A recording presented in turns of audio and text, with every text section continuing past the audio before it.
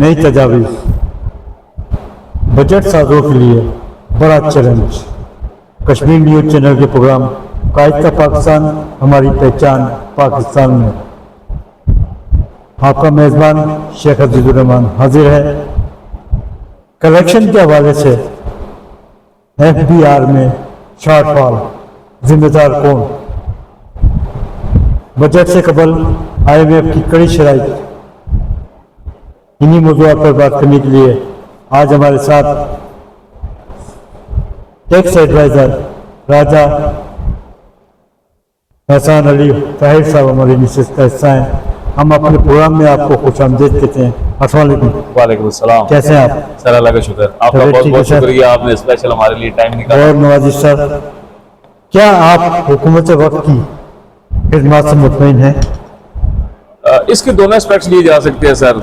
Government जो है वो अपने तौर पे मुकम्मल कोशिश कर रही है, बीइंग बोनाफाइड ही हमें ये चीज़ मद्देनजर रखनी चाहिए कि जो भी गवर्नमेंट आती है वो अपने तौर पे, कोई भी गवर्नमेंट ऐसी नहीं आएगी कि जो हमें तंग करने के लिए है। वो ऑब्वियसली उन्होंने नेक्स्ट आगे वोट्स भी लेने हैं, वो अपनी तरफ से टेस्ट करने की कोशिश करते हैं। लेकिन ये है कि कुछ यहाँ हमारे जो मुल्की हालात हैं उनके ऊपर भी बहुत ज़्यादा मामला हैं, जैसे हम IMF के बिल्कुल डिपेंडेंट हैं। सो IMF जो हमें कहेगा ये हमारी मजबूरी है कि आपने वो, हम IMF पे आगे चलेंगे सर। क्या आपको कायद का पाकिस्तान रोशन नजर आता है? सर होपफुल रहना चाहिए। अगर अच्छे स्टेप्स लिए जाए प्रॉपर, जैसे अगर मैं उसके अंदर कुछ ऐड करूं, लाइक एक्सपोर्ट्स को बढ़ाया जाए। एक्सपोर्ट्स जितनी ज़्यादा बढ़ेंगी इतना ही डॉलर इन होगा हमारी इकॉनमी के अंदर और वो हमारे लिए बेहतर होगा। आजकल IT के अंदर जिस तरह हमारे जो नौजवान हैं वो IT एक्सपोर्ट्स बहुत अच्छी कर रहे हैं, इसी को प्रमोट किया जाए तो उससे भी हमारे मुल्क के अंदर बाहर से काफ़ी इकॉनमी में पैसा इन होगा।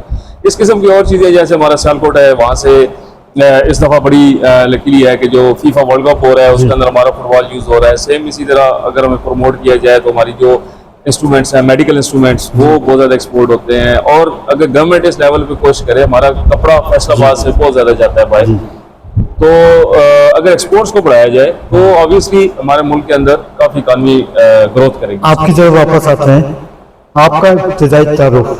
मेरा नाम एहसान अली ताहिर है, मैं बेसिकली चकवाल से बिलोंग करता हूँ। I have about standing of 16 years. 2009 में मेरा लॉ में हम बाद में आएंगे सर। अपनी इब्तिदाई तालीम के बारे में कुछ आगाही फराहम करना। बेसिकली मैं क्योंकि यहाँ लोकल ही हूँ तो मैंने अपनी जो बेसिक एजुकेशन थी वो मैंने डिस्ट्रिक्ट पब्लिक स्कूल से हासिल की। मैट्रिक मैंने वहाँ से किया। Then I did my FSC जो मेरा था वो मेरा गवर्नमेंट कॉलेज है Chakwal, which is now converted into university of Chakwal, Raja Yasir साहब के दौरे हुकूमत। देन उसके बाद आई डिड माय B.Com के बाद मैं ICMA के लिए गया। I did my 4 POPs from there and then I joined the profession of lords. I used to convert into law profession. I did my LLB. Then कौन से सन की LLB है? LLB मेरा जो कंप्लीट हुआ था that was in 2008.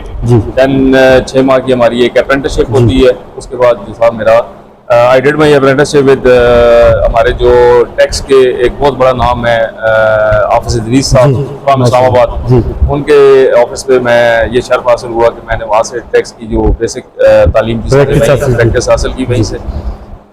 देन उसके बाद अब 16 साल हो गए, अब अपनी प्रैक्टिस कर रहा हूँ। सर, माजी और मौजूदा निज़ाम तालीम के बारे में आपकी क्या राय है? जो तालीम का निज़ाम है सर वो ऑब्वियसली विद द टाइम बेहतर होता जा रहा है, चीज़ें बेहतर हो रही हैं। जैसे आपको अगर बताया जाए कुछ चीज़ों अगर हम उनको देखें, लाइक पहले जैसे चकवाल में यूनिवर्सिटी नहीं थी, अब चकवाल जैसे ज़िले में है। इस तरह और बहुत सारे ज़िले हैं जहाँ पे यूनिवर्सिटीज़ बनी हैं। तो ऑब्वियसली एक नई चीज़ों को जनरेट किया जा रहा है, नए इंस्टीट्यूशंस बनाए जा रहे हैं, लिटरेसी रेट निस्बतन बढ़ा है। तालीमी निज़ाम, प्राइवेट सेक्टर, रफ्ता सिस्टम, तालीम फिरोख्त हो रही है, आपकी क्या राय है? सर इसको चेंज करने की जरूरत है।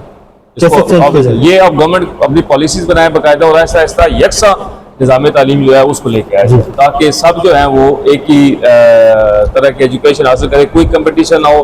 ये डिफरेंस ना हो कि यार जो हमारे टॉप पे हमेशा एलीट जाएगी उस सारे के अंदर HSN से पढ़े हुए या किसी और बहुत बड़े इंस्टीट्यूशन से पढ़े हुए लोग होंगे। ऐसा बजट से कबल IMF के हुक्म पर हुकूमत वक्त में स्टेशनरी किताबें काबिया 10% से बढ़ाकर 18% कर दी हैं। वालिदैन परेशान, गरीब के बच्चे का क्या कसूर? सर नहीं, ऐसा नहीं है। वो ऑब्वियसली आईएमएफ की तरफ से आया था, जी। लेकिन हम प्रेस कर सकते हैं इस गवर्नमेंट को कि सोलर और स्टेशनरी जी। दोनों के ऊपर इन्होंने स्टांस लिया कि नहीं, हम उसको इंक्रीज नहीं कर सकते हैं, जिसकी वजह से आज अब बजट अभी जी। इस टाइम पे पेश हो रहा है वहाँ पे नेशनल असेंबली के अंदर। तो पॉजिटिव बात यह है कि ना स्टेशनरी और ना सोलर, इसके ऊपर टैक्स को इंक्रीज नहीं किया गया, सेल्स टैक्स को। कीमतें पहले से मौजूद हैं सोलर के हवाले से, कीमतें जायज हैं। आप कह रहे हैं कि टैक्स नहीं लगाए जाएंगे, क्यों? सर ऑब्वियसली वो बड़ी नहीं है अभी, एटलीस्ट जिस प्राइस पे भी मिल रहे हैं वो उसके ऊपर सस्टेन रहेंगे, या उसके ऊपर कुछ ट्रिकल डाउन इफेक्ट आएगा, कुछ कम होगा। लेकिन अगर ये सेल्स टैक्स जो है ये 10 से बढ़ के 18% हो जाता, या 0 से 18% हो जाता, तो ऑब्वियसली 18% का एक उसके अंदर और चेंज आ जाना था, महंगा हो जाना था। लॉ और टैक्स की प्रैक्टिस में क्या फर्क है? नथिंग सर, ये भी एक पूरा सिलसिला है। सिर्फ ये है कि इसमें हम जो माली मामलात है, जैसे किसी के ऊपर टैक्स अवेजन के कोई मामलात हैं, तो उसके मामलात को पुट करना, देखना। अगर किसी के ऊपर नाजायज़ टैक्स लगा दिया गया है, जैसे हम बहुत सारे केसेस में प्लीड करते हैं, प्योर होते हैं, तो कुछ ऐसा भी होता है कि जो कानूनी तौर पे टैक्सेस नहीं लग रहे होते हैं। कुछ हमारे मुल्क के अंदर ये भी मामला चल रहे हैं कि दैट बस जस्ट इन ऑर्डर टू कि हम अपना जो टारगेट है उसको पूरा कर लिया जाए, तो बहुत सारी नाजायज़ लोगों के ऊपर टैक्सेस लगा दिए जाते हैं जो कि नहीं लगने चाहिए। लॉ की प्रैक्टिस हो या टैक्स की, किस कानून के तहत आपने प्रैक्टिस हासिल की? सर मैं आपको वही बता रहा हूँ कि जो मेरी टैक्स के हवाले से प्रैक्टिस थी वो मैं हाफिज़ अली साहब के पास मैंने उनकी शागिर्दी इख्तियार की। I remained there for about 6 months। वहाँ से मैंने बेसिक सारे लिए। Then because of some my दादाजी, उनकी तबीयत ठीक नहीं थी, तो मैं चकवाल वापस शिफ्ट हो गया। और उसके बाद मैं यहाँ कारूँ नौ, अल्लाह का शुक्र है कि मैं जो चकवाल के टॉप के 2 या 3 टैक्स एडवोकेट्स हैं उनके अंदर मेरा शुमार हो गया। माशाल्लाह।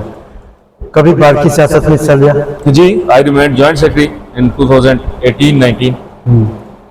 मैं बिल्कुल एक्टिव मेंबर हूँ अभी तक। अभी जो हमारे प्रेसिडेंट हैं और जो जनरल सेक्रेटरी हैं, बल्कि जो जनरल सेक्रेटरी हैं वो तो मेरे चैम्बर फेलो हैं। We have joint chamber 28 number in district court Chakwal. और जो प्रेसिडेंट है वो हमारे बड़े अच्छे दोस्त हैं, और मेरा बड़ा रेगुलर, कासिम साहब जो है, मेरा बड़ा रेगुलर इंटरेक्शन उनके साथ रहता है। माशाल्लाह। क्या आप किसी पॉलिटिकल पार्टी का भी हिस्सा हैं? सर नहीं, ऐसा नहीं हूँ। लाइकिंग डिसलाइकिंग डिफरेंट थिंग्स, लेकिन मैं एक्टिवली किसी पॉलिटिकल पार्टी के साथ। कभी आपको हुकूमती सतह पे कोई पेशकश हुई? नहीं, ऐसा भी नहीं है। मैं अपनी प्राइवेट प्रैक्टिस कर रहा हूँ from the day 1, and I am very much satisfied. अपनी चॉइस पे काम करते हैं हम, जो काम नहीं मुनासिब लग रहा होता वो नहीं करते। डिस्ट्रिक्ट बार चकवाल की बार अब कंप्यूटराइज्ड होने जा रही है, क्यों? जब से 1985 से मौजूद है। जी जी, ठीक है सर। ये मैं आपकी बात को सेकंड करता हूँ। ये इनफैक्ट इस तरह है कि ये सारे इनिशिएटिव्स जो हैं वो पाकिस्तान बार और पंजाब बार की तरफ से पुट किए जा रहे हैं, इसी वजह से कि ताकि जितना भी डाटा है वो क्लाक का, उसको कम से कम लीगलाइज किया जाए, और सब इंफॉर्मेशन हो। कुछ ऐसा ना हो कि आप बेहतर समझते हैं कि अगर उनके पास डिग्रीज नहीं है, या कुछ ऐसे लोग और वो इस प्रोफेशन के अंदर मौजूद हैं, तो उनको हर बार कंप्यूटराइज्ड चेक एंड बैलेंस नजर नहीं आता। जाली वकला की भरमार, आप जैसी प्रोफेशनल शख्सियत मुतासिर होती है। जाली वकला की भरमार को कैसे रोका जाए? सर इसी तरह ये जो आप एक्शंस लिए जा रहे हैं विद टाइम, अब पंजाब बार हमारी जो है पंजाब बार काउंसिल वो बड़ा एक्टिवली इसके ऊपर काम कर रही है। अभी जितने भी डाउटेड, एक तो ये उसके अंदर बड़ी सी अमेंडमेंट आई है कि अब जो भी नया लाइसेंस इशू होगा उसकी जो डिग्रीज है उन सबको वेरीफाई कराया जाएगा HEC से। सेकेंडली, जो पुराने थे और डाउटेड थे इन एनी सेंस, अगर वो बंदा कुछ बिजनेस कर रहा था, या अगर उस बंदे का कुछ और ऐसा कहीं से कोई डाटा आ रहा था कि that person is not a practically professional advocate, उन सबको नोटिस किए गए हैं। कैसर बट साहब की सरबराही में पंजाब बार काउंसिल की खिदमत से आप मुतमईन हैं? जी मुतमईन है, बहुत अच्छे स्टेप्स ले रहे हैं और इंशाल्लाह आगे और अच्छे लेंगे।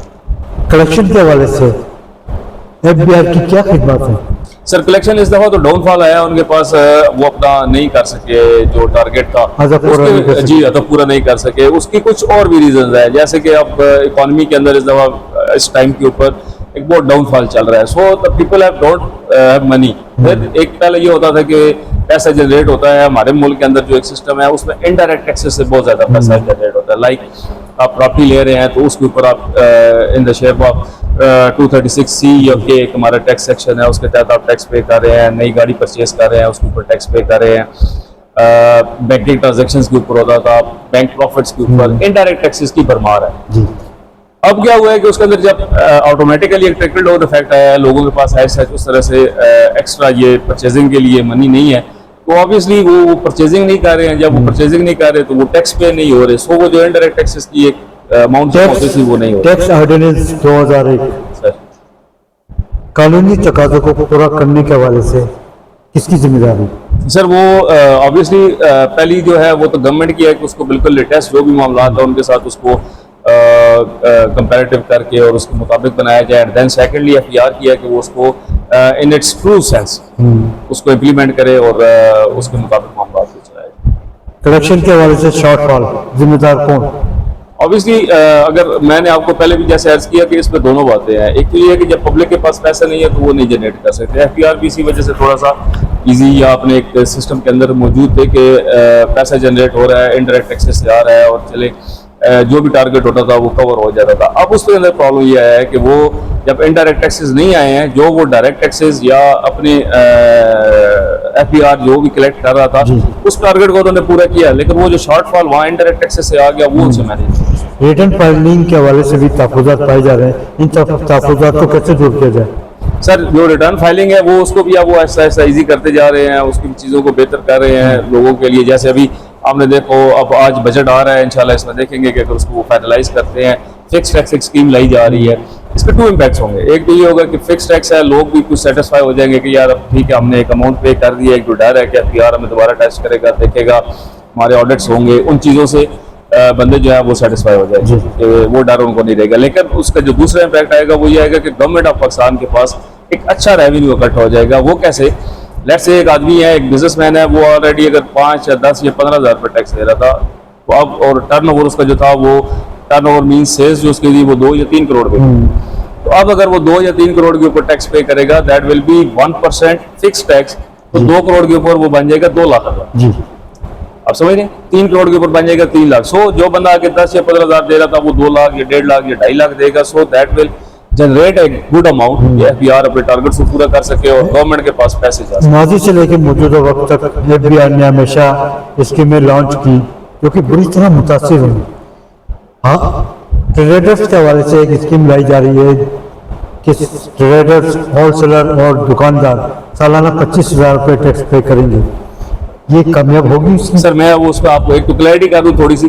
जो 25,000 है वो उसका बिल्कुल लेटेस्ट सबसे लोएस्ट जो है ना वो थ्रेशोल्ड है उसका कि 25,000 से नीचे आप नहीं जा सकते। ठीक है, 25,000 फिक्स्ड नहीं है। फिक्स्ड क्या है उसके अंदर? 1% ऑफ योर टर्नओवर। जी बिल्कुल ठीक है। अब उसमें क्या है कि अगर एक बंदा टर्नओवर मींस सेल्स, वो बंदा अगर अपनी 25 लाख रुपए की सेल शो करता है तो 1% 25,000, 25,000 सबसे मिनिमम। नॉर्मली अगर हम अकाउंटिंग स्टैंडर्ड्स और सब मामलात की बात करें तो उसके मुताबिक आपकी जो नॉर्मल रिटर्न है दैट एक्सीड्स नॉर्मली 1 करोड़ से ऊपर जाती है टर्नओवर के। उसके ऊपर जो बनेगा वो 1 लाख रुपया या उससे ऊपर ही बनेगा। 25,000 जो है वो सबसे मिनिमम है, उससे नीचे आप टैक्स ना देने वालों को नेट पे कैसे लाया जाए? सर उसके लिए मुख्तलिफ तरीके हैं। जैसे आजकल गवर्नमेंट हमारी एक बड़ा अच्छा स्टेप ले रही है एफआईआर के एंड से कि जो लोगों के सोशल मीडिया अकाउंट्स हैं उनको चेक किया जा रहा है। वो एक बहुत अच्छी ऑप्शन है कि इनफैक्ट लोग जो है वो अपने आप को रिटर्न्स के अंदर गरीब जाहिर करते हैं, लेकिन उनका जो वैसे लिविंग स्टैंडर्ड है, उनके जो घर है, उनके पास जो गाड़ियाँ हैं, उनके जो शादियों के ऊपर अखराजात है वो उस टैक्स रिटर्न के साथ किसी तरीके से मैच नहीं करते। सो वो एक बड़ी अच्छी ऑप्शन एक ऑप्ट की गई है कि चीज़ों को सोशल मीडिया के साथ। आपके ख्याल में क्या सिस्टम को मुतारिफ कराने की जरूरत है? कौन से सिस्टम को? एफबीआर के ये नेट पे लाने के लिए? जी ऑब्वियसली जरूरत है। इसके अंदर भी बहुत सारी और बेहतरियां हो सकती हैं विद द टाइम, ताकि चीज़ें बहुत ज़्यादा एक कनेक्टिविटी में आ जाए, किसी किस्म का बीच में ब्रेक डाउन ना हो और सब चीज़ें स्ट्रीमलाइन। आपके ख्याल में सिस्टम को कैसे मजबूत किया जाए? ऑब्वियसली सर एफआईआर के लिए और बेहतर अमेंडमेंट्स की जाएं। इनको पावर्स ऑलरेडी बहुत अच्छी है इनके पास, उन पावर्स को एग्जीक्यूट किस तरह करना है ये इनको बकायदा बताया जाए कि आप कैसे कैसे करके किस तरह से उसको चीज़ों को कर सकते हैं, डॉक्यूमेंटेड हो जाए इकॉनमी हमारी, वो एक बड़ी अच्छी ऑप्शन हो जाएगी। एफबीआर में कानून साजी मौजूद है, अमल दरामद नजर नहीं आता। अमल दरामद कैसे कराया जाए? जी ऑब्वियसली वो इशू है। उसके लिए मतलब एफआईआर खुद या गवर्नमेंट जो है वो एफआईआर के ऊपर कुछ ऐसे स्ट्रिक्ट एक्शंस ले कि टारगेट्स दिए जाएं। उसके अलावा उसके साथ टारगेट्स के साथ ये भी देखा जाए टारगेट्स तो वो पूरे कर लेंगे, ये भी देखा जाए कि वो प्रॉपरली उनको मुकम्मल किया जाए, किसी के साथ ज्यादती नाजायज न की जाए। मार्केटें हो या शॉपिंग मॉल, गल्ला मंडियां हो या सब्जी मंडी या फ्रूट मंडी, टैक्स ना देने वालों के लिए कानून साजी मौजूद, जुर्माने आज क्यों नहीं किए जाते? सर बस जो सबसे मेन इशू है ना, सारी हम भी अपनी प्रैक्टिस के अंदर कई दफा ये जिक्र करते हैं कि वो ये है कि एक चेक करने का प्रॉपर तरीका नहीं है कि आप सब्जी मंडी के अंदर या बहुत सारे बड़े जो होलसेलर्स हैं इनके अंदर उनका आप जो एक पूरा टर्नओवर है, उनकी एक जो पूरी बिजनेस सर्कुलेशन है, वो एफबीआर के पास अभी इतने रिसोर्सेज नहीं है कि उनको प्रॉपरली चेक किया जा सके। वो इनके पास एक होना बहुत जरूरी है। वो जब इनके पास हो जाए तो उसके वजह से ये काफी सारी, क्योंकि उसकी टोटल सेल, उसकी टोटल परचेज सब चीजें रिकॉर्ड हो जाएगी, डॉक्यूमेंटेड हो जाएंगी, तो एफबीआर के लिए चीजों को मैनेज करना, चेक करना बहुत ईजी है। नए माली साल में एफबीआर को तकरीबन 16 अरब डॉलर्स जमा करने, यह सब कैसे मुकम्मल होगा सर? बस सर मैंने वही बताया कि जो मेन जनरेशन है वो हमारे पास यही है, जो डायरेक्ट एंड इनडायरेक्ट टैक्सेस कुछ ये क्योंकि इस दफ़ा भी पूरा नहीं हो सका। होपफुल तो मैं अभी भी यही हूँ कि अल्लाह करे हो जाए, लेकिन लग नहीं रहा। जो फिजिकल अभी पोजीशन है हमारी गवर्नमेंट की, हमारे एफबीआर की, प्लस जो हमारी पब्लिक की है। अब पब्लिक के अंदर भी ये इशू है कि लोगों के पास जब पैसा है नहीं, they are not purchasing any new things, जो चीज़ है वहीं पे स्ट्रक हुई हुई है। जब वो स्ट्रक है तो फिर इस वजह से वो रेवेन्यू 16 साल से आप अपनी इंडिपेंडेंट काम कर रहे हैं, आपकी फर्म का नाम क्या है और ये कब वजूद में है? जो मेरी फर्म है इसका नाम Tahir and Hesson law company है। ताहिर साहब मेरे वालिद साहब हैं, उनके नाम से है। He is also a professional advocate, Tahir and Hesson law company. और हम अबाउट वर्क कर रहे हैं 2009 से। मेरे वालिद साहब उससे पहले भी प्रैक्टिस कर रहे थे, लेकिन जब वो हमने जॉइंट ये बनाया ये 2009 से लेके अब तक हम प्रॉपर कर रहे हैं। इस इदारे की क्या खिदमत है? सर हम civil, criminal and then tax, हम ये सारी जो है इसके अंदर बहुत अच्छी तरह से प्रोवाइड कर रहे हैं। हम जहाँ चकवाल में मतलब जो टॉप के लॉ फॉर्म्स हैं उनके अंदर हमारा शुमार होता है। इसके अलावा हमारे पास बहुत सारी एडवाइजरीज हैं जी, मुख्तलिफ गवर्नमेंट डिपार्टमेंट्स की और बैंक्स हैं और उनकी जो लिटिगेशन है, मामला है, वो भी क्या आप किसी कंपनी के लीगल एडवाइजर भी हैं? जी मैं बहुत सारी चीज़ें। माशाल्लाह। टैक्स एडवाइजर या नहीं सर, लीगल एडवाइजर, क्योंकि I am very near to be, इंशाल्लाह soon I will be an advocate Supreme Court. मेरा इंटरव्यू एक सुप्रीम कोर्ट का रहेगा इंशाल्लाह अल्लाह बोलते हैं। नया बजट साथों के लिए बड़ा चैलेंज, ये चैलेंज क्या है सर? बेसिकली ये चैलेंज है किस तरह से इनकम एंड एक्सपेंस इनको मैनेज किया जाए। ऑब्वियसली हमारी इनकम जो है, अगर आप पाकिस्तान की इनकम देखें तो वो उस तरह से कम है, लेकिन एक्सपेंस जो है या रीपेमेंट ऑफ जो हमारा ये लोन के ऊपर इंटरेस्ट है वो बहुत ज्यादा है। इस दफा भी आप इस बजट के अंदर देखेंगे कि जो हमारा तरक्याती बजट था उसको, हर सूबे के तरक्याती बजट को एक्सेप्ट बलोचिस्तान को वही शेयर दिया गया, बाकी तीनों सूबों का तरक्याती बजट कम कर दिया गया, just in order to pay the interest back to IMF, जो कि हम ऑलरेडी लोन से ले चुके हैं और हमने उनका इंटरेस्ट वापस करने के लिए हमारे पास पैसे नहीं है। पाकिस्तान के 4 माह गर्म, मई, जून, जुलाई, अगस्त, आज जो वफाकी बजट पेश किया जा रहा है वो गर्म होगा या सर्द होगा? सर वो जाहिर तौर पे तो ये नजर आ रहा है कि अवाम के लिए गर्म, अवाम के ऊपर उसके बम गिराया जाएगा। हाँ, मुनासिब मामला नहीं है। मुल्क में सबसे ज्यादा टैक्स अवाम और तनख्वाहदार तबका ही अदा करता आता है। आपके ख्याल में नया बजट जो पेश किया जा रहा है आज, उसमें अवामी मांगों को और तनख्वाहदार तबके को मद्देनजर रखते हुए बजट पेश किया जाएगा? जी, ऑब्वियसली जो सैलरीड लोग हैं उनके लिए तो एक अच्छी न्यूज़ है उसके अंदर। अब जब तक वो 5% जी वो उसको कम कर रहे हैं, और ऑब्वियसली आगे बहुत ज्यादा था हमारे मुल्क के अंदर। सर एक और जो आपको बताया ना कि इनडायरेक्ट टैक्सेस, उसमें जो सैलरी के ऊपर टैक्स विथहोल्ड होता है, ये बेसिकली इसको विथहोल्डिंग टैक्स बोलते हैं, वो भी बहुत ज्यादा है। तो लग रहा है इस तरह के कुछ जो सैलरीड पर्सन है उनको कुछ रिलैक्स किया जाए। मुल्क में कारोबारी एतमाद बुरी तरह मुतासिर, इस एतमाद को कैसे बहाल किया जाए? सर ही गुड, अच्छी पॉलिसी के साथ अच्छी पॉलिसीज बनाई जाए। इनको जो भी बिजनेस मैन है सर, उसको अगर आप फैसिलिटेट करेंगे तो वो उस बिजनेस को एक्सपेंड करेगा। लेकिन अगर आप डिफरेंट एंगल्स के साथ, डिफरेंट गवर्नमेंट इंस्टीट्यूशंस के साथ अगर आप उनको प्रेशराइज करना शुरू कर देंगे, उनके काम के अंदर रुकावट डालेंगे, तो फिर ऑब्वियसली बिजनेसमैन जो है वो हट जाते हैं। आप क्या समझते हैं नए बजट में सनती यूनिट के फरोग के लिए हुकूमत को फंड्स रखेगी? सर लग तो रहा है, लेकिन अब जब तक बजट पास ना हो जाए उस तक अब फाइनली कुछ कह नहीं सकते। वफाकी बजट के मौके पर सनतकारों और ताजिरों की नजरें हुकूमती पैकेज पर, क्या इन्हें कुछ रिलीफ मिलेगा? ज़ाहिरी तौर पे तो मैंने आगे जैसे पहले भी बताया आपको कि ज़ाहिरी तौर पे तो नज़र नहीं आ रहा। उसकी वजह है क्योंकि जैसे घर होता है इसी तरह अगर आप अपने मुल्क को लें कि घर है तो उस जो घर है उसने बाहर के लोगों के इन द शेप ऑफ तवानाई बोरान मुल्की सनती तबाही पर रियल एस्टेट को प्रमोट किया जा रहा है, क्यों?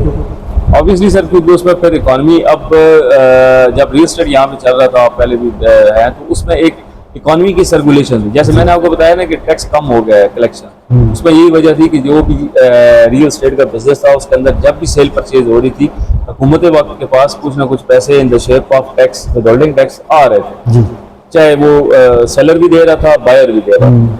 जब वो एक पूरी इंडस्ट्री बंद हो गई है, उसके अंदर बहुत मिनिमम अब जेन्युइन बायर है मार्केट में मौजूद, तो उसकी वजह से वो फिर उस हिसाब से रेवेन्यू नहीं जनरेट हो रहा जो कि हुकूमत के पास नहीं जा रहा। जब हुकूमत के पास पैसे कम है तो ऑब्वियसली और एंगल्स से पूरा करने की मुल्की कर्जात और IMF की कड़ी शराइत को मद्देनजर रखते हुए हुकूमत वक्त अपने खर्चात में कमी क्यों नहीं लाती? सर ये लानी चाहिए, ये वो क्या कहते हैं कि मौके की मुनासबत से ये इस टाइम पे बहुत ज़रूरी है, इनको लाजमी लाने चाहिए। अपने खर्चात में कमी जो ये अपने एक्सपेंस कर रहे हैं अपने उनको कम करेंगे तो उसके दो इम्पैक्ट्स आएंगे, एक तो ऑब्वियसली एक्सपेंस कम होगा, पैसा बचेगा, सेकेंडली जो हमारी आवाम है वो अभी ये समझती है कि ये हमारे साथ नहीं है, ये सिर्फ हमें कहते हैं कि आप कुर्बानी दें। जब वो खुद भी कुर्बानी देंगे तो आवाम भी इनके साथ चलेगी कि चले वो भी कुर्बानी दे रहे हैं हम भी दे रहे हैं, कोई बात नहीं। क्या हुकूमत सनत, तिजारत और सरमायाकारी को फरोग देने के लिए कोई पॉलिसी मुरतब करेगी? सर इनको करनी चाहिए, कुछ उसके ऊपर वर्किंग हो भी रही है, लेकिन उसको प्रॉपरली बनाना और उसके ऊपर इम्प्लीमेंट कराना बहुत ज़रूरी है। स्पेशली हमारे जो एक्सपोर्टर है उसको प्रोटेक्ट करना, उसको और फैसिलिटीज़ देना इस गवर्नमेंट के लिए बहुत ज़रूरी है, क्योंकि जब तक सिंपल है कि एक्सपोर्ट्स दो ही आपके पास मेन रास्ते होते हैं, एक तो है कि वो ज़र मुबादला वो जो आ रहा है चले वो तो एक पेस पे आ ही रहा है, लेकिन जब तक एक्सपोर्ट्स नहीं बढ़ेंगी उस वक्त तक हमारे जितने भी ये मामलात हैं ये और ज़्यादा गंभीर होते जाएंगे, इनमें कमी नहीं आएगी। चीन पाकिस्तान का दोस्त, पाक चीन मुआशी से काम जारी, क्या आप समझते हैं चीन पाकिस्तान को आसान शराइत पर कर्जे फराहम करेगा? जी कर भी देगा, लेकिन सर अल्टीमेट तो यही है कि है तो कर्जा ना, तो पाकिस्तान को बेसिकली तो जो गवर्नमेंट है जो इदारे हैं उनको ये चाहिए कि वो इस मैच पे काम करें कि हमें कर्जे की जरूरत ही न पड़े, चाहे वो सख्त शराइत पे है या आसान शराइत पे है। हमें अपनी एक्सपोर्ट्स बढ़ानी चाहिए, इम्पोर्ट्स कम से कम करनी चाहिए। अभी भी अगर हम चाइना के साथ अपना बाईलैटरल वर्क देखें तो उनके अंदर इम्पोर्ट्स की बहुत ज़्यादा इजाफा है, एक्सपोर्ट्स का नहीं। हम चाइना को इन द जनरल सेंस हम ये कह सकते हैं कि हम चाइना को दे कुछ नहीं रहे, ले ही रहे हैं। तो ऑब्वियसली जो हमारे पास डॉलर है वो सारा बाहर जा रहा है, स्मगलिंग को रोकना एक बहुत बड़ा है। पाक ईरान तिजारती अज़म 10 अरब डॉलर ले जाने का अज़म रखती है हुकूमत वक्त, आप क्या समझते हैं इस अज़म से दोनों ममालिक के दरमियान ताल्लुकात बहाल होंगे? बहुत बहुत बेहतर हो जाएंगे, और उसके सर दो इम्पैक्ट्स और भी हैं। एक कि हम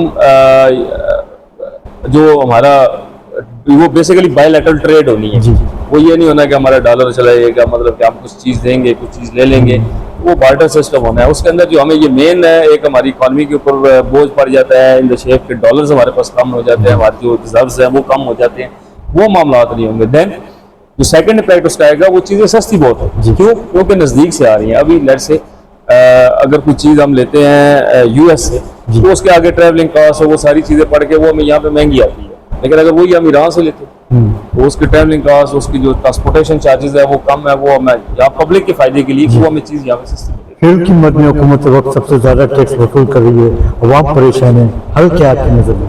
हाल तो सर यही है कि ये अभी क्योंकि जो है ना वो फर्नेस ऑयल वगैरह वो सारा हम जैसे मैंने अभी आपको अर्ज किया कि वो हम दूर से ले रहे हैं, हम ईरान से लेना शुरू कर दें प्रॉपरली तो हमें बहुत सस्ता हो जाएगा ईरान में। बजट से कबल IMF की कड़ी शराइत क्या है?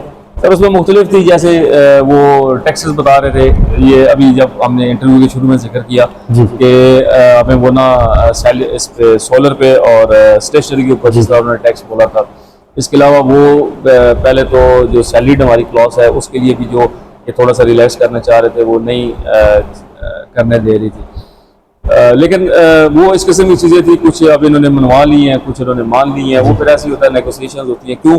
क्योंकि ऑब्वियसली अल्टीमेट गवर्नमेंट हमारी लिए उनसे जाके इमदाद लेनी होती है। क्या पाकिस्तान पर IMF को एतबार नहीं? IMF ने हाल ही में एक बयान जारी किया है कि टैक्स वसूली कम नहीं की जाएगी, वजूहत क्या है? सर ऑब्वियसली क्योंकि वो ये क्योंकि मैंने आपको बताया ना कि ये स्टैटिस्टिक्स होते हैं सारे अकाउंटिंग के मुताबिक, तो वो अब IMF का जो भी स्टॉक है वो सारा वो फिजिकली तो नहीं यहाँ पे मूव करते हैं, वो हमारे सारे जितने डॉक्यूमेंटेशन है, जितने हमारे डिजिट्स हैं, आप समझ रहे हैं डिजिट्स के हवाले से, तो वो देखते हैं, उसके हवाले से वो प्रमोट करते हैं कि हम यहाँ से ये जगह हैं, यहाँ से आप पैसा जनरेट करेंगे तो आप जो हमारे से कमिटमेंट कर रहे हैं कि हम आपको ये प्रीपे करेंगे तब आप पूरी कर सकते हैं। बढ़ती हुई महंगाई के तहत अवाम का जनाजा निकल गया है, सफेद पोश घराने पूरी तरह मुतासिर हुए हैं। आप क्या समझते हैं कि इनका हल क्या है और किस तरीके से यह आगे प्रमोट हो सकते हैं? सर इसको मेरी आपके इंटरव्यू के तवज्जो से ये गवर्नमेंट से रिक्वेस्ट भी है कि ये खुदारा जो मिडिल क्लास फैमिलीज हैं इनके ऊपर बहुत ज़्यादा तवज्जो दी जाए। वो लोग मिडिल क्लास से निकल के लोअर क्लास में चले जा रहे हैं, 90% चले गए हैं, सेविंग्स नहीं रही है लोगों के पास, उनके लिए बेहतरी करें, चीज़ों को सस्ता करें। हमारा एग्रीकल्चर का सिलसिला जिस तरह चल रहा है, हमारी एक्सपोर्ट्स को बढ़ाएं, चीज़ों को इस तरह एंगेज करें ताकि मुल्क के अंदर खुशहाली आए। अदरवाइज जिस तरह से ये अभी चीज़ें डाउनफॉल की तरफ जा रही हैं, अल्लाह न करे कुछ टाइम के अंदर ये चीज़ें बहुत ज़्यादा डैमेजिंग हो जाएंगी। मुल्क की मैशत की पायदार तरक्की के लिए क्या ठोस हिकमत अमली होनी चाहिए? सर वो मैं आपको पहले भी अर्ज किया है, जैसे कि उसके अंदर 2-3 चीज़ें बहुत ज़रूरी हैं। एक तो एक्सपोर्ट्स को बहुत ज़्यादा बढ़ाया जाए, एक्सपेंसेस को कम किया जाए, लोकल प्रोडक्शन को तो ज़्यादा किया जाए। मतलब कि लोकल प्रोडक्शन से मुराद ये है कि जो चीज़ें हमारे यहाँ इस्तेमाल की हैं उनको बजाय इंपोर्ट करने के और डॉलर्स देने के वो कोशिश की जाए कि यहीं पर इंडस्ट्री लगे और यहीं से वो प्रोड्यूस हो, वो काफ़ी हमें रीज़नेबल रहेंगी। देन जो चीज़ें हमने एक्सपोर्ट करनी भी है वो भी कोशिश की जाए कि जो हमारे नज़दीक तरीन इलाके हैं, नज़दीक तरीन जगह है, वहाँ से की जाए ताकि उनके ऊपर ट्रांसपोर्टेशन चार्जेस फलान बाकी सारे एक्सपेंस कम हो और वो चीज़ें सस्ती हों और आवाम तक सस्ती पहुँचे। मुल्क की मैशत के हवाले से सूबे जो है कोई मुल्क का किरदार अदा कर सकते हैं? ऑब्वियसली कर सकते हैं, किस क्योंकि तरह? सूबों ने भी तो जनरेट करना है, उन्होंने इनकम भी जनरेट करनी है और प्लस उन्होंने अपने अपने एक्सपेंस भी, क्योंकि 18वीं तरमीम के बाद आपको पता है कि बहुत सारे मैटर्स जो हैं वो सूबों के पास चले गए हैं, वो अब फेडरल के पास नहीं रहे हैं। सो सूबे भी अपने ऐसे मामला करें कि वो अपनी जो आमदन है, सूबे की जो आमदन है उसको भी जनरेट करें, उसको बढ़ाएं, और अगर उनसे अपने नीड से एक्सेस हो जाए तो वो जो हमारी फेडरल गवर्नमेंट है उसको काफ़ी सपोर्ट करें। आपकी नज़र में क्या चीफ कमिश्नर से लेकर इंस्पेक्टर तक करप्शन में मुलविस पाया जाता है? Sir that depends on every person. हर तरह के लोग हर जगह पे मौजूद होते हैं। पुलिस में भी बड़े अच्छे अच्छे बारिश लोग और बड़े नेक आदमी मौजूद हैं, FBR में भी ऐसे। इदारों को करप्शन से पाक कैसे किया जाए? सर उनके ऊपर बहुत सख्त सिक्योरिटी करके और ये देखा जाए कि क्या ये बंदा कोई ऐसी एक्टिविटी तो नहीं कर रहा। अब जैसे वो पहले जिक्र हुआ कि सोशल मीडिया पे लोगों की लिविंग स्टैंडर्ड गौर और FBR मोर है, सेम इसी तरह जो FBR के जो गवर्नमेंट एम्प्लॉइज हैं, चाहे दे आर किसी भी अगर महकमे के अंदर है, चाहे वो FBR के अंदर है, पुलिस के अंदर है, उनके लिविंग स्टैंडर्ड्स को भी प्रॉपर्ली सिक्योराइज किया जाए, देखा जाए और बड़ी सख्त से सख्त सजा दी आपके जाए। ख्याल में तमाम इदारों में इस्लाहात की जरूरत है या इनकलाब की? सर इनकलाब की तो खैर अभी आप नहीं कह सकते क्योंकि इदारे काम सिस्टम कर तो रहे है। हैं, जी। इनकलाब की तो अब नहीं है, लेकिन इस्लाहात की जरूरत है और इमीडिएट जरूरत है और बहुत सख्त इस्लाहात की जरूरत है। आप तजुर्बेकार प्रोफेशनल शख्सियत हैं और आप चकवाल के एक आम शहरी भी हैं। चकवाल के आम शहरियों के मसाइल क्या है? सर यहाँ पे बहुत सारे हैं, जैसे अभी हमारे पास यहाँ पे गैस का इशू है, वो लोड शेडिंग स्टार्ट हुई है, वो पूरे पाकिस्तान को खैर वो फेस करना पड़ रहा है। दैन यहाँ पे रोड्स के बहुत बुरे हालात, मतलब कि अगर कुछ ठीक थी भी तो उनको अभी डैमेज करके गैस वालों ने कोई पाइपलाइंस नहीं डाली है। उसके अलावा पानी का इशू है यहाँ पे बहुत ज़्यादा, वाटर सप्लाई का। तो बेसिक आप समझ लें हेल्थ का इशू है यहाँ हमारे पास। जो आपके इमीडिएट इशूज़ है ना, जैसे पुराना खासा किसी को कोई हार्ट अटैक आ गया या कुछ ऐसा, तो वो हमारे पास हार्ट के हवाले से, लीवर के हवाले से, जो मतलब ये बड़े इश्यूज है उनके हवाले इस हवाले से ज़िला इंतजामिया और सूबाई इंतजामिया की क्या खिदमत है? सर अभी तक तो ऐसा कोई नहीं है, हालांकि इनको करना चाहिए काफ़ी अरसे से। आपको जैसे पता ही है कि चकवाल जो है ये सॉइल ऑफ अरबीज को बोला जाता है, यहाँ हमारे पास अरबी के बहुत ज़्यादा नौजवान हैं, तो ये भी कोशिश की गई कि चले और कुछ CMH यहाँ पे बन जाए। एटलीस्ट ये है कि जो बेसिक अच्छी फैसिलिटीज़ हैं वो मिल जाए। एक हमारे पास यहाँ पे डिस्ट्रिक्ट हेडक्वार्टर हॉस्पिटल है जो कि इतने बड़े ज़िले को देख रहा है। अबाउट 84-85 विलेजेस हैं सिटी खुद है। अमन और अमान के हवाले से चकवाल कैसा शहर है? सर अमन अमान काफ़ी अच्छा था पहले, जी। अभी कुछ दिनों से चीज़ें हो रही हैं, काफ़ी डिस्टर्बेंस रही है, कुछ छोटी मोटी डकैतियाँ भी हो रही हैं। और उसके बाद कल एक बड़ा खौफनाक वाक़या यहाँ पे आया जिसमें एक डकैती हो रही थी और उसमें एक ऑस्ट्रेलिया से एक फैमिली वापस आई हुई थी। वो सिर्फ वहाँ से they were just passing by that area और उनके अंदर वो उनकी छोटी बेटी थी, उसको भी फायर लग गया, वो बेचारी फौत हो गई। सो ये चीज़ें आजकल कुछ हो रही हैं। सीसीडी के बाद चीज़ें बेहतर हुई हैं, लेकिन अभी स्टिल उसके ऊपर और काम करने की काफ़ी। ईरान अमेरिका जंगबंदी, पाकिस्तान अमेरिका समेत दीगर ममालिक की नज़रों में आप क्या समझते हैं कि पाकिस्तान सिफारती ताल्लुकात मजबूत बनाने में कामयाब होगा? जी कामयाब हो रहा है, लेकिन ये है कि दो चीज़ें होती है सर। एक दैट वाज फर्स्ट स्टेप कि पाकिस्तान ने एक अपनी शनाख्त पहुंचाई, एक शनाख्त बनाई, खुद को साबित किया। No we should have to move into the second step. और सेकंड स्टेप उसमें ये है कि हम उस चीज़ को अब अपने मुल्क के लिए बेहतर तरीके से कैश कर सकें। उसके इफेक्ट्स जो हैं वो पब्लिक तक, लोगों तक आए, मतलब कि हमें लगे कि यार अच्छा उसकी कुछ अच्छे असरात जो है वो सब तक आए हैं और मुल्क का कोई फायदा हुआ है उसके अंदर। क्या आपको रोशन पाकिस्तान नजर आता है? जी इंशाल्लाह होपफुल रहना चाहिए। पाकिस्तान है तो हम है, पाकिस्तान हमारी जान है। हमें इसके लिए पूरी, हर इंसान को अपने अपने एंड से पूरी कोशिश करनी चाहिए जो कुछ इसके लिए कर सकते हैं। और पाकिस्तान के लिए तो सब कुछ है। कश्मीर पे बात करते हैं। 27 अक्टूबर 1947 कश्मीर का यौम सियाह दिन। कश्मीरी अवाम अपने हकूक़ से महरूम, आज़ादी के मुंतज़िर है। आपके तजर्बात की रोशनी में मसला कश्मीर का हल क्या है? सर मेरी जो है उसके मुताबिक ये है कि इनको इंडिपेंडेंट, जैसे पाकिस्तान ने बहुत अच्छा किया हुआ है, उनकी अपनी गवर्नमेंट है, वो अपने उस हिसाब से इजी हैं, अपने एक खुद ही के हैं, सारे लोग खुद हैं। तो इंडिया ने जो उसके ऊपर हमला वो कब्जा किया हुआ है वो अगेंस्ट ह्यूमैनिटी है, उसको ख़त्म होना चाहिए। कश्मीरी मुजाहिदीन की बेतहाशा कुर्बानियाँ सन 1947 से लेकर 2026 तक सिफारती ताल्लुकात नजर नहीं आते, अक़वाम मुत्तहिदा खामोश तमाशाई बनी हुई है। हल क्या है? सर हाल तो यही है कि अक़वाम मुत्तहिदा को बेसिकली तो उसके ऊपर एक्शन लेना चाहिए। लेकिन अक़वाम मुत्तहिदा जो है वो आप खैर मुझसे बेहतर समझते हैं कि वो भी टोटली डिपेंडेंट है जो मेन मेम्बरान है सलामती कौंसिल के और उनकी वीटो पावर्स के ऊपर और उन चीज़ों के ऊपर, इसलिए वो प्रॉपरली वर्क। मोदी सरकार का अंधा कानून, कश्मीरी लीडर यासीन मलिक जिंदगी और मौत की कश्मकश में जेल में कैद है। मिशाल मलिक इंसाफ की फराहमी के हवाले से दर बदर के दरवाजे खटखटा रही हैं। आप क्या समझते हैं कि मिशाल मलिक की काविशें रंग लाएंगी? इंशाल्लाह अल्लाह पाक बेहतर करेंगे और कश्मीरी हमारे भाई हैं। इंशाल्लाह हम उनकी सरजमीन के ऊपर भी आज़ादी का फील्ड मार्शल आसिम मुनीर वज़ीर आज़म पाकिस्तान मोहम्मद शहबाज शरीफ ने हाल ही में कश्मीर को उजागर करते हुए आलमी सतह पर आवाज़ बुलंद की है।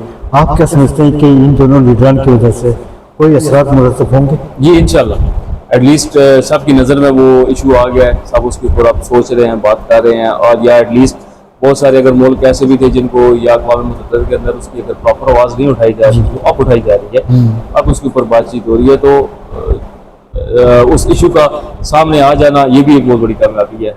अब उसके ऊपर डिस्कशन बातचीत। आज़ाद कश्मीर के आम इंतखाबात के मौके पर एक्शन कमेटी का मुतालबा कि 12 सीटें ख़त्म की जाए पाकिस्तान की।